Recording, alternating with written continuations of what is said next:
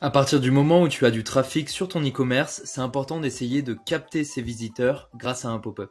Donc dans cette vidéo, je vais d'abord vous expliquer comment bien paramétrer un pop-up dans Klaviyo et ensuite je vous donnerai des petits conseils pour que vous obteniez de bons résultats. Moi c'est Tom Beuglin et je suis le fondateur de la Standard Ecom, une agence d'email marketing. On aide les marques e-commerce françaises à augmenter leurs ventes grâce à Klaviyo. Et si à n'importe quel moment de la vidéo vous avez un doute ou une question, n'hésitez pas à la poser en commentaire.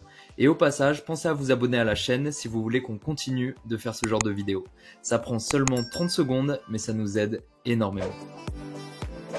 Et on passe donc directement sur Klaviyo. Et la première chose à faire, c'est de s'assurer que tout est bien paramétré. En fait, normalement, Klaviyo va injecter du code dans votre CMS pour pouvoir afficher les pop-up. Et donc, nous, on va vérifier que cet ajout automatique du code est autorisé. Et pour faire ça, on va aller dans Intégration, juste ici. Et on va chercher votre intégration CMS. Donc que vous soyez sur Shopify, WooCommerce, Magento ou encore PrestaShop. Ici, comme on peut le voir, c'est Shopify pour moi. Et donc ici, on a une seule chose à faire, c'est de s'assurer que cette case est bien cochée. Et si c'est pas le cas, il faut la cocher et cliquer sur Mettre à jour. Sinon, c'est bon, c'est terminé. Et on passe donc directement à la création du pop-up. Alors la première chose à faire, c'est cliquer juste ici sur Sign Up Forms et ensuite cliquer sur ce bouton. Et là, en fait, vous verrez que Klaviyo propose déjà plusieurs pop-up préconstruits. Et par exemple, on peut en choisir un et du coup repartir de ce pop-up. Par exemple, ici, je vais sélectionner pop-up et je vais prendre celui-ci pour l'exemple. Et ici, je peux donc lui donner un nom. Donc, pourquoi pas newsletter avec l'offre qu'on va mettre en avant. Donc, 10% de réduction, comme ceci. Et ensuite, on va choisir la liste dans laquelle on veut que les personnes soient inscrites lorsqu'elles vont passer par ce pop-up. Alors, je vous conseille d'utiliser une unique liste pour absolument tout. Donc là, par défaut, on va choisir celle qui est déjà créée et qui s'appelle Newsletter. Et je vais ensuite créer le formulaire. Ce que je vous conseille de faire directement, c'est de séparer la vue mobile et la vue sur ordinateur pour pouvoir adapter le design. Alors pour faire ça, en fait, il faut juste cliquer ici. Et donc là, pour l'exemple de la vidéo, je vais le faire uniquement sur ordinateur. Donc je vais sélectionner Desktop Only. Mais lorsque j'aurai fini le pop-up, dans l'idée, en fait, je vais le dupliquer. Et sur la seconde version, je vais choisir du coup Mobile Only. Et je vais essayer d'adapter le pop-up du coup en fonction de l'appareil utilisé. Alors de base, je suis pas la personne en charge de faire les designs dans notre agence, mais je vais rapidement essayer de le rendre un peu plus esthétique.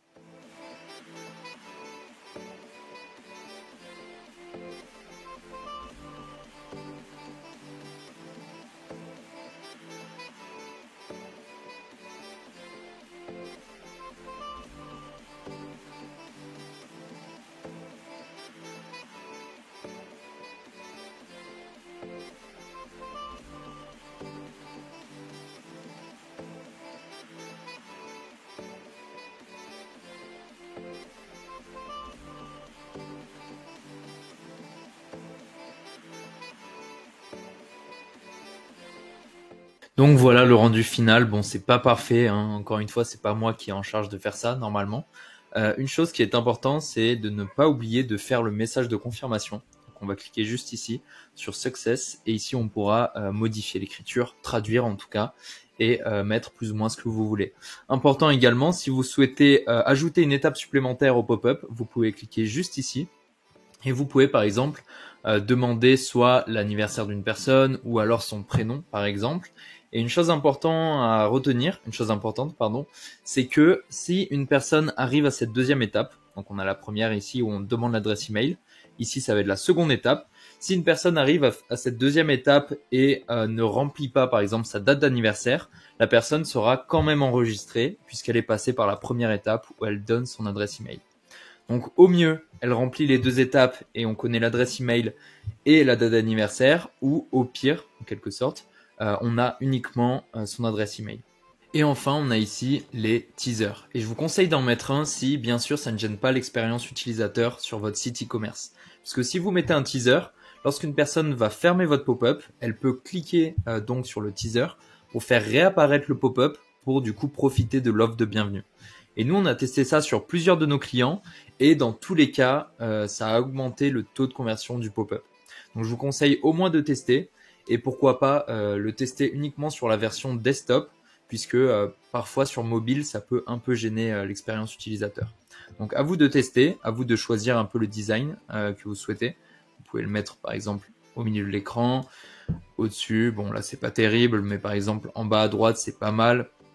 Choisir la forme également, vous pouvez changer l'écriture, la couleur, etc., etc.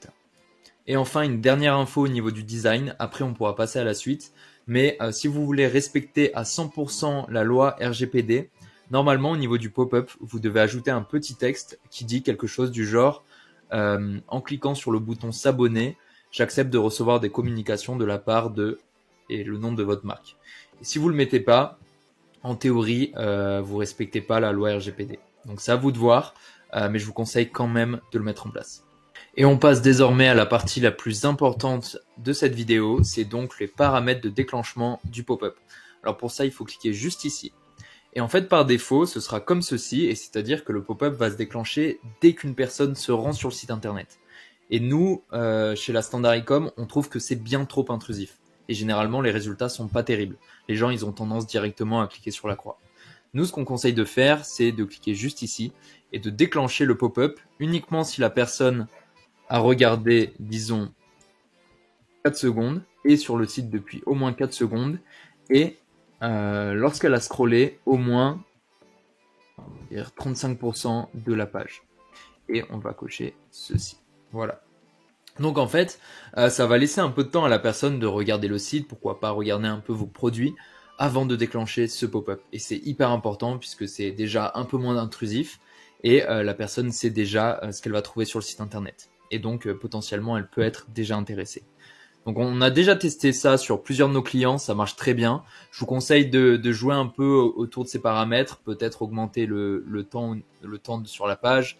Donc voilà, c'est à vous de faire des A/B tests, mais en tout cas, ces paramètres fonctionnent. Ensuite, ce paramètre, en fait, ça permet de bloquer le déclenchement du pop-up si une personne l'a déjà vu lors des 60 derniers jours. Si bien sûr la personne l'a déjà vu et qu'elle a cliqué sur la croix. Nous, on a tendance à le descendre à, par exemple, 15 jours. Donc là, c'est un peu à vous de voir. Ici, on laisse desktop only. Ça, c'est pas hyper important. On peut, pourquoi pas, le décocher. Et enfin, on s'assure que ce soit cette case qui est bien cochée, c'est-à-dire que ce pop-up, puisque c'est une offre de bienvenue en fait, ce pop-up va se déclencher uniquement aux personnes qui n'existent pas dans Klaviyo. Donc ce ne sont pas des acheteurs, ce ne sont pas des personnes qui connaissent la marque en fait, les nouveaux visiteurs, tout simplement. Par contre, si vous faites un pop-up uniquement par exemple pour vos VIP, uniquement pour vos clients les plus fidèles, vous pouvez au contraire cliquer ici sur Target Visitors in a segment, et vous pouvez choisir du coup que ce pop-up se déclenche uniquement pour les personnes qui sont dans un certain segment. Donc ici on va peut-être cliquer là et sélectionner du coup VIP. Mais nous dans notre cas, dans notre exemple, on reste sur cette condition. Et enfin, je vous conseille de cliquer juste ici et de mettre /checkout ainsi que /cart. Parce qu'en fait, on ne veut pas que le pop-up se déclenche si la personne est en train de passer commande, puisque ça n'a absolument aucun sens de la déranger alors qu'elle est en train de rentrer ses informations de paiement ou de regarder son panier. Ce que je vous conseille de faire quand même, c'est de vérifier que votre processus de paiement, votre processus d'achat contient bien le /checkout et le /cart, puisque des fois ça va être plutôt /panier ou /paiement ou ce genre de choses. Donc à vous de vérifier et de les rentrer juste ici. Une fois que c'est terminé, félicitations, vous avez fini votre pop-up. Maintenant, il ne reste plus qu'à cliquer sur publier juste ici et on reclique sur le bouton. Maintenant, je vais vous donner quelques conseils vis-à-vis de ce pop-up. Ce que je vous conseille de faire, c'est dans un premier temps de créer une séquence de bienvenue qui sera envoyée aux personnes qui s'inscrivent via ce pop-up. Vous pouvez en profiter par exemple pour parler de votre marque ou pour mettre en avant des produits best-sellers pour les personnes qui n'ont pas encore profité de votre offre de bienvenue. Enfin, je vous conseille de tester différentes offres en utilisant la fonction A/B test des pop-up de Klaviyo. Puisque l'offre moins 10% pour la première commande, c'est un classique, ça fonctionne, mais je vous conseille quand même de tester différentes offres. Par exemple, pour nos clients, on essaye de s'éloigner de tous ces codes promotionnels, de ces moins 10, moins 15% à la première commande, puisque on veut garder une bonne image de marque, avoir un pop-up qui fonctionne bien, tout en gardant une bonne marge sur les produits. Donc, tester. Pour créer un A/B test, donc vous avez juste à cliquer ici sur votre pop-up, Puis ici, vous pouvez créer un A/B test, donc faire deux versions légèrement différentes ou totalement différentes, c'est à vous de voir, et voir laquelle des deux versions fonctionne le mieux. Et c'est déjà fini, je te remercie d'être arrivé jusqu'à la fin de la vidéo, et si tu as une question, pose-la en commentaire pour que je puisse y répondre, et enfin, n'oublie pas de t'abonner.